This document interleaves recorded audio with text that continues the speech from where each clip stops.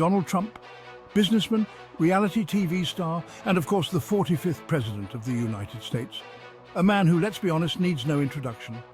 But what we're going to delve into today isn't his presidency. No, we're diving headfirst into the murky, often unbelievable world of Trump's business dealings. Buckle up, because this is going to be a bumpy ride. Now you might be thinking, John, why dredge up the past? The man's out of office. And to that I say, fair point. But understanding Trump's history of alleged shady business practices is crucial. It's like trying to understand a Jackson Pollock painting by only looking at the bottom left corner.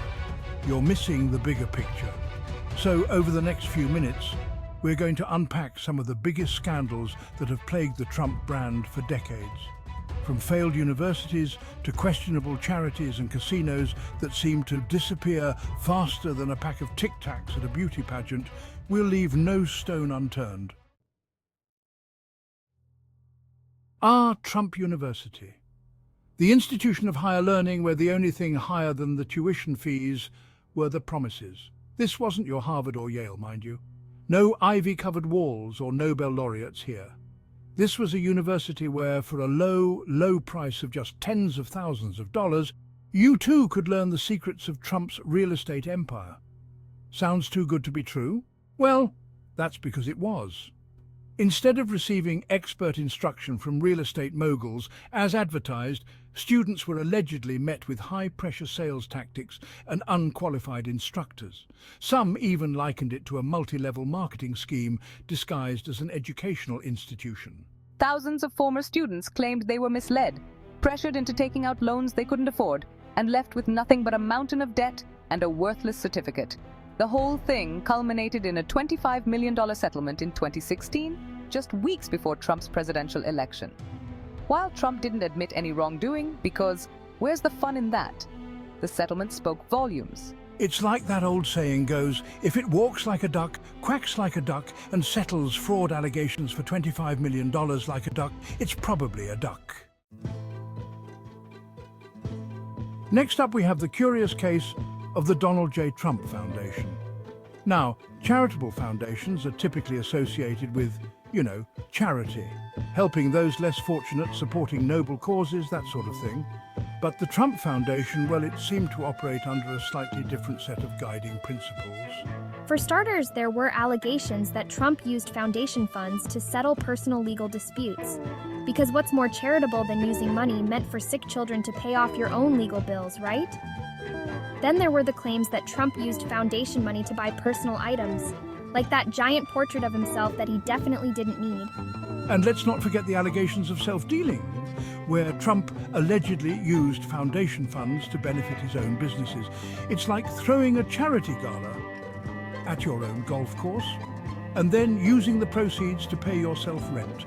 Not exactly the most selfless act of philanthropy. The New York Attorney General launched an investigation, and in 2018, the Trump Foundation was forced to dissolve under judicial supervision.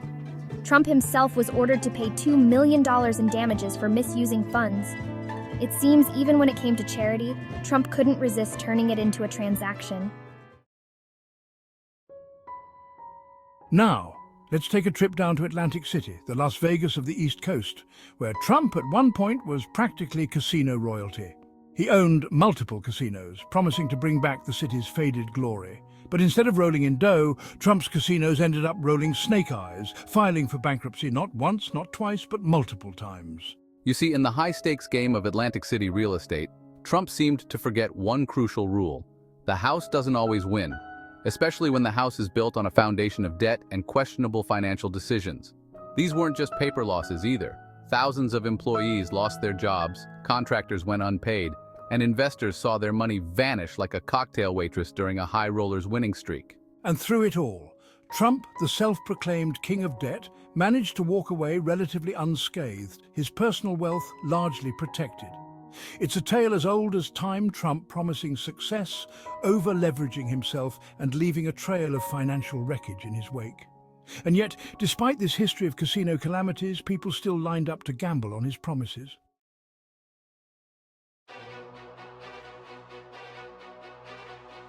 Chapter 4. From the glitz and glamour of Atlantic City, we move to the bustling streets of Manhattan, where another Trump venture, the Trump Soho, promised luxury living at its finest. This gleaming tower, a joint venture with a group of developers, was marketed as the epitome of opulence, a place where you could live the Trump dream. But like a cheap magician's illusion, the facade of success quickly crumbled. Buyers, lured by the Trump name and promises of high occupancy rates and guaranteed returns, soon realized they'd bought into a mirage. Occupancy rates were far below what was promised, and those guaranteed returns? Well, they seem to have gotten lost in the mail. Or perhaps more accurately, in the fine print of the contracts. Lawsuits followed alleging that Trump and his partners had inflated sales figures to create a false sense of success and lure in unsuspecting buyers. It was like selling a used car that you swore was driven by a little old lady on Sundays, when in reality, it was used to smuggle endangered parrots across state lines. The lawsuit was eventually settled, with buyers receiving partial refunds. But the damage was done. The Trump Soho, once a symbol of luxury and success, became yet another cautionary tale of Trump's business dealings. Chapter 5. Trump Steaks Tougher Than Expected. Now, let's talk about a subject that's near and dear to my heart, meat, specifically Trump steaks, because what's more American than a juicy steak? Well, a juicy steak that's actually good quality, for starters. And that's where Trump steaks, sadly, missed the mark. This wasn't your average butcher shop fare. Oh no, these were premium luxury steaks sold through high-end retailers like the Sharper Image. Because who needs a new massage chair when you can have a steak that costs more than your mortgage payment? But despite the fancy packaging and the Trump name slapped across it, the steaks themselves received less than stellar reviews. Critics and consumers alike complained about the quality, the taste, and most importantly, the value. It seemed, even when it came to meat, Trump couldn't resist slapping his name on something and charging a premium for it. Unsurprisingly, Trump steaks went the way of the dodo, disappearing from shelves as quickly as they arrived. It's a shame, really. I had a whole bit prepared about how Trump steaks were the perfect metaphor for his presidency. Overcooked, overpriced, and ultimately disappointing. But alas, some jokes are best left unseared. Chapter 6. Trump Institute, Investing in Disappointment. Remember Trump University? Well, buckle up, because we're about to enter the spin-off you never asked for, Trump Institute. This time, instead of promising to make you a real estate mogul, they were offering to turn you into a financial wizard. For a small fee, and by small I mean several $1,000s, you could attend seminars and workshops led by hand-picked experts who would reveal the secrets to wealth and success. It was like a get-rich-quick scheme disguised as an educational program, but just like its university counterpart, the Trump Institute was plagued by allegations of deceptive marketing, high-pressure sales tactics, and disgruntled students who felt they had been sold a bill of goods. Participants complained that the seminars were nothing more than motivational speeches filled with empty promises and generic advice that you could find for free on the internet. It was like paying for a backstage pass to a concert, only to discover that the band is just playing air guitar and lip-syncing. The Trump Institute eventually shut down, but not before leaving a trail of unhappy customers and investigations into its business practices. It seems that when it came to education, whether it was real estate or finance, the Trump brand just couldn't seem to deliver on its lofty promises. Chapter 7, The Trump Network, A Tangled Web of Promises. And finally, we arrive at the grand finale of our Trump business escapade, the Trump Network. Now, multi-level marketing companies. Where do I even begin? They're like the distant cousin of pyramid schemes that you try to avoid at family reunions. The Trump Network was no different. It sold health and wellness products, promising distributors the chance to achieve financial freedom by selling vitamins, supplements, and other assorted elixirs. But like a late-night infomercial, the reality was far less glamorous. Distributors, many of whom paid hefty upfront fees to join, found themselves struggling to sell the products and recoup their investments. The promise of riches seemed to evaporate faster than a bottle of Trump-branded energy drink in the Nevada desert. The whole thing reeked of that classic MLM aroma, vague promises of wealth, pressure to recruit friends and family, and a product line that seemed to be more about marketing than actual efficacy. The Trump network eventually went the way of most MLMs. It faded into obscurity, leaving behind a trail of disillusioned distributors and unanswered questions about its business practices. It was the perfect ending to our tour of Trump's business empire. A tangled web of promises, lawsuits, and questionable ventures that ultimately left many feeling like they'd been had.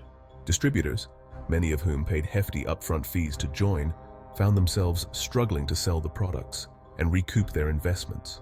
The promise of riches seemed to evaporate faster than a bottle of Trump-branded energy drink in the Nevada desert. So there you have it.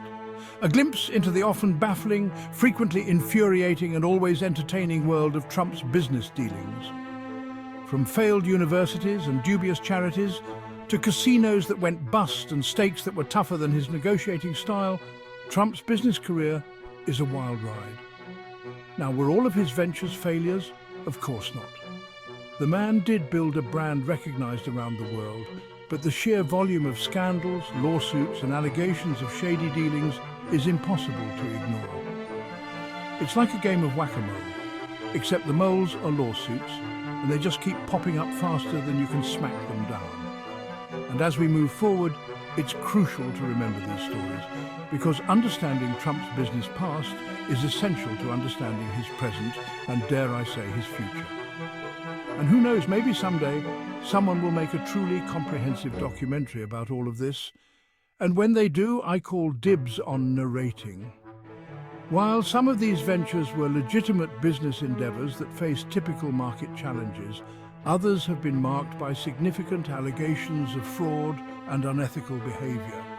These scandals have contributed to Trump's complex and often controversial public image.